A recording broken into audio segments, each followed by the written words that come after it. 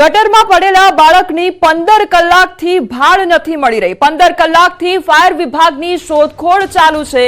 સુરતના વરિયાવમાં ખુલ્લી ગટરમાં બાળક ખાબક્યું હતું અને ફાયરના 60 જવાનો શોધખોળ કરી રહ્યા છે। ફાયરનું ઊંડા સ્ટોર્મમાં ઓપરેશન યથાવત છે તો સ્કૂબા સ્યુટ પહેરી 15 કલાકથી શોધખોળ કરવામાં આવી રહી છે। જીવના જોખમે ફાયર વિભાગનું દિલધડક ઓપરેશન હાથ ધરવામાં આવ્યું છે। સ્કૂબા સૂટ પહેરવામાં આવ્યો છે। ઓક્સિજન સપોર્ટ સાથે ડ્રેનેજના ઊંડા સ્ટોર્મમાં નીચે ઉતરીને બાળકની શોધ ચાલી રહી છે। વહેલી સવારે પણ બાળકની શોધ યથાવત છે। આ તરફ ખુલ્લી ગટરોને કારણે બાળક ગટરમાં પડ્યું છે।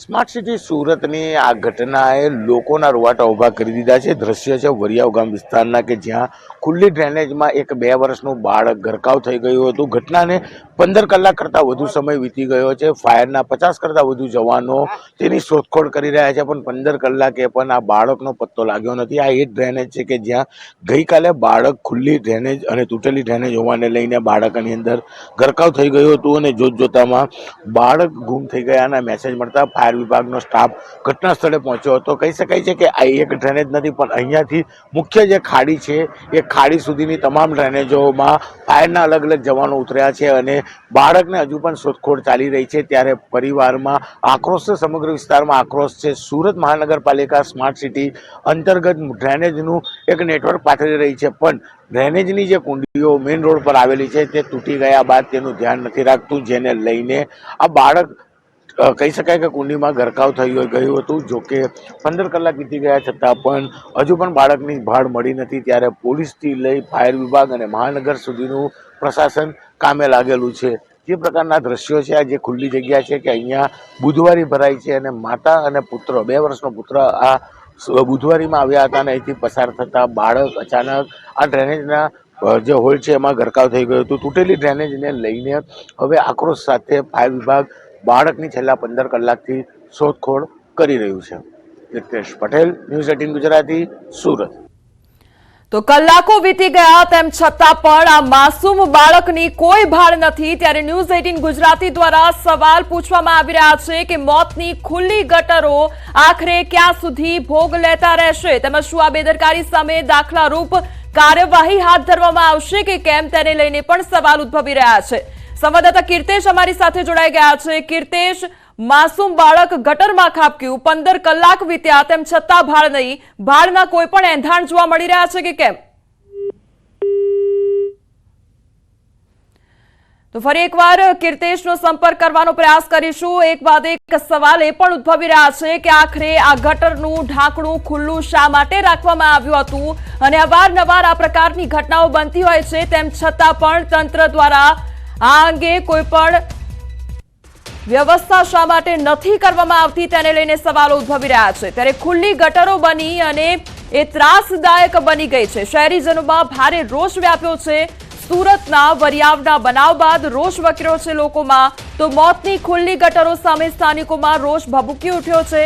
સ્થાનિકોનો ચક્કાજામ અને દેખાવો કરી વિરોધ કરવામાં આવી રહ્યો છે। હવે લોકો પણ રસ્તા પર એકઠા થઈ ગયા છે અને તેમના દ્વારા સતત વિરોધ કરવામાં આવી રહ્યો છે, કારણ કે આ એક એવી ઘટના નથી કે જ્યાં ગટરમાં બાળક ખાબક્યું હોય અને તેની ભાળ ન મળી રહી હોય।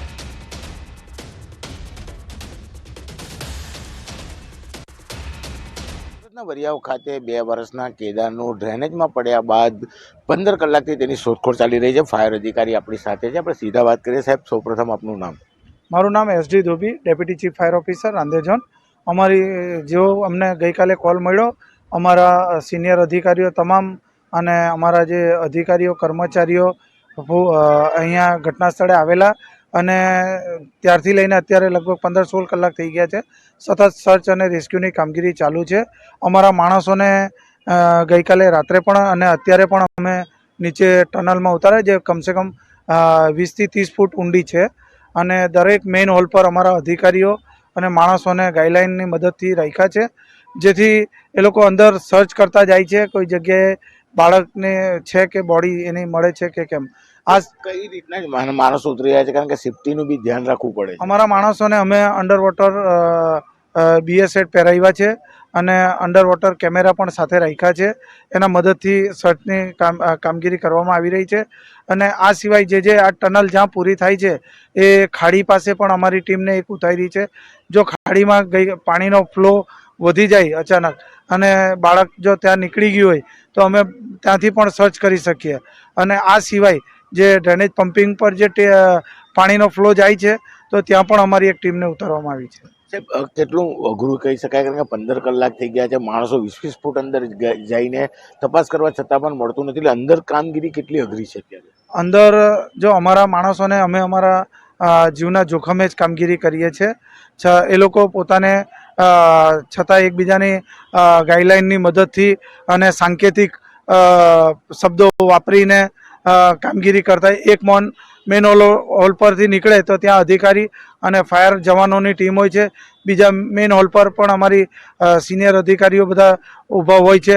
એટલે એમની સાથે પણ કોમ્યુનિકેશન કરવામાં આવી રહ્યો છે કે તમે ક્યાં પહોંચ્યા છો, શું પરિસ્થિતિ છે.